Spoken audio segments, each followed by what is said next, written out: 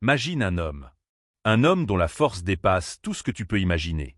Un homme capable de briser des chaînes comme si elles étaient faites de papier. De vaincre des ennemis sans aucune arme. De faire trembler toute une nation. Mais voici la vérité la plus troublante. Ce n'est pas un ennemi qui va le détruire. C'est lui-même. Cette histoire commence dans un moment sombre.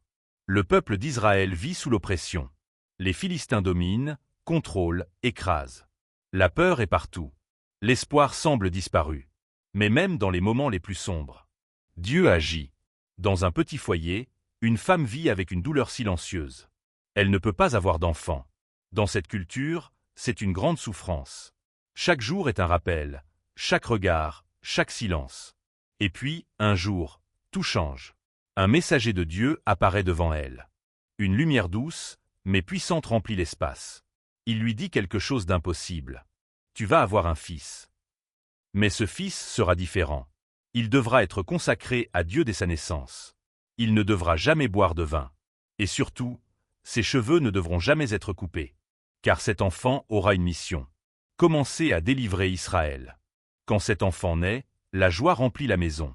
On l'appelle Samson. Dès son plus jeune âge, quelque chose est différent chez lui. Il grandit, et avec lui grandit une force extraordinaire. Mais cette force n'est pas seulement physique. C'est un don, un appel, une responsabilité. Et pourtant, Samson ne comprend pas encore tout cela. En grandissant, il devient impulsif. Il suit ses émotions plus que la sagesse. Il veut ce qu'il désire, immédiatement. Un jour, il descend vers une ville philistine. Et là, il voit une femme. Elle est belle. Different. Attarante. Et sans réfléchir, il décide qu'il veut l'épouser.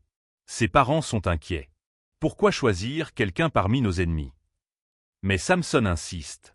Et souvent, c'est là que commencent les problèmes.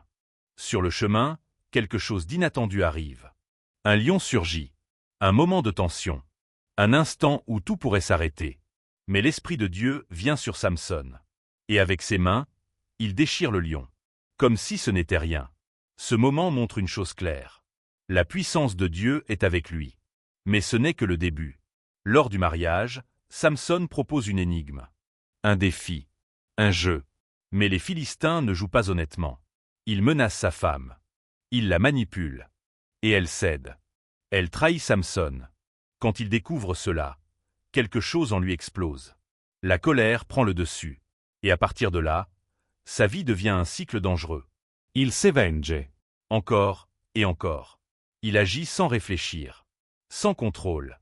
Il brûle des champs. Il attaque ses ennemis. Chaque victoire extérieure cache une défaite intérieure. Car le vrai combat est dans son cœur. Et ce combat, il est en train de le perdre. Puis, il rencontre quelqu'un. Delilah. Cette fois, ce n'est pas juste une attirance. C'est profond. C'est intense. Il s'attache à elle. Mais Delilah porte un secret. Les chefs philistins viennent la voir. Ils lui offrent de l'argent. Beaucoup d'argent. En échange, une seule chose. Découvrir le secret de la force de Samson. Alors elle commence doucement. Dis-moi, d'où vient ta force? Samson joue. Il mente. Il teste. Mais Delilah ne s'arrête pas. Chaque jour, elle insiste. Chaque jour, elle pousse un peu plus. Elle pleure. Elle se plaint. Elle le fatigue. Et petit à petit, les défenses de Samson tombent. C'est souvent comme ça. Ce ne sont pas les grandes attaques qui nous font tomber, mais les petites pressions répétées. Finalement, Samson crack. Il révèle tout. Ma force vient de Dieu, et mes cheveux en sont le symbole. Ce moment change tout. Cette nuit-là, il s'endort. Paisablement. Confiant. Et pendant qu'il dort, Delilah agit. Les cheveux tombent. Silencieusement. Et avec eux, la présence de Dieu se retire. Quand Samson se réveille, il pense que rien n'a changé. Mais tout est différent. Il essaie de se battre. Mais il n'y a plus de force. Plus de puissance. Plus de protection. Il est capturé. Et cette fois, personne ne vient le sauver. Les Philistins le maîtrisent. Ils lui enlèvent la vue. Le héros devient aveugle. Le fort devient faible. Le libre devient esclave. On l'enchaîne. On l'humilie. On l'expose. Mais au fond de cette obscurité, quelque chose commence à changer. Pour la première fois, Samson voit vraiment. Pas avec ses yeux, mais avec son cœur.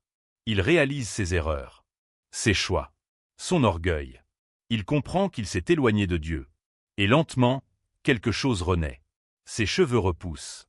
Mais surtout, sa foi revient. Un jour, une grande fête est organisée. Les Philistins célèbrent leur victoire.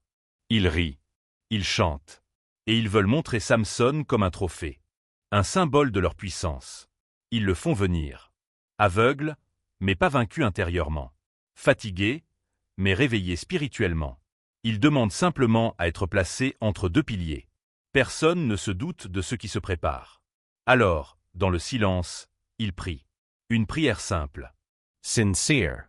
Seigneur, souviens-toi de moi. Donne-moi encore une fois la force.